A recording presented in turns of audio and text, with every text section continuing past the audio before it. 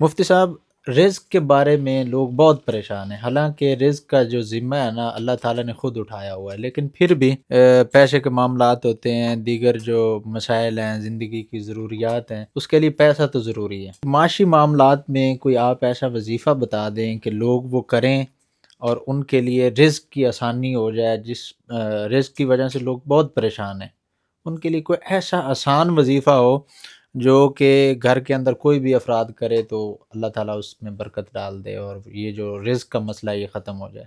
دیکھیں، جہاں تک معاملہ ہے نا روزی رزق کا، جی تو رزق اللہ نے انسان کا اپنے ذمے لیا ہوا ہے، اور جی باقی مخلوقات کا بھی اللہ نے اپنے ہی ذمے لیا جی جی ہے۔ رزق اللہ نے دینا ہے، انسان اور جن جو ہے ان کو اللہ نے اپنی عبادت کے لیے پیدا کیا ہے۔ جی ہمارا کام ہے کہ ہم اللہ اور اللہ کے رسول کی اطاعت اور بندگی کریں، شریعت کے مطابق زندگی گزاریں، اور جس چیز کے ہم مکلف ہیں جی جی محنت، اس کو ہم کرتے رہیں۔ جی رزق اللہ پاک عطا فرمائے۔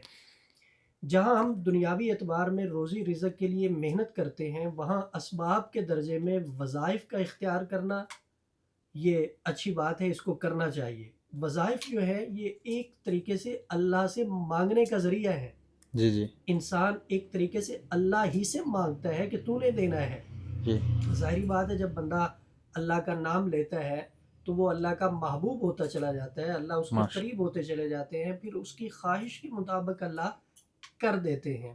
تو وظائف کرنے چاہیے، باقی فرائض کو بھی ادا کرنا چاہیے، اور اپنی محنت اور کوشش کو بھی جاری رکھنا چاہیے۔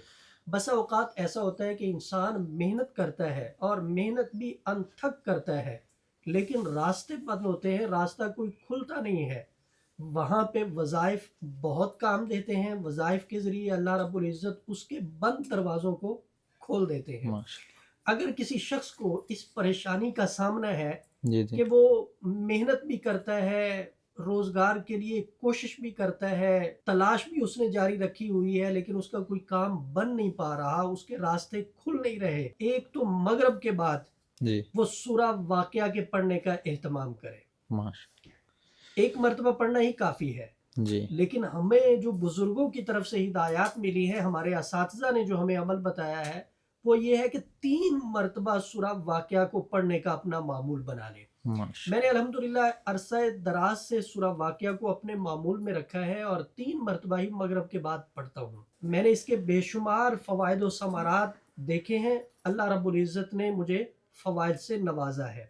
ایک تو سورہ واقعہ کے پڑھنے کا اہتمام کیا جائے مغرب کے بعد، جی اور دوسرا فجر کی نماز کے بعد 1100 مرتبہ پڑھنا ہے، یا غنیو یا مغنیو، یا غنیو یا مغنیو۔ یہ چند منٹ لگیں گے، زیادہ دیر نہیں اس پہ لگے گی۔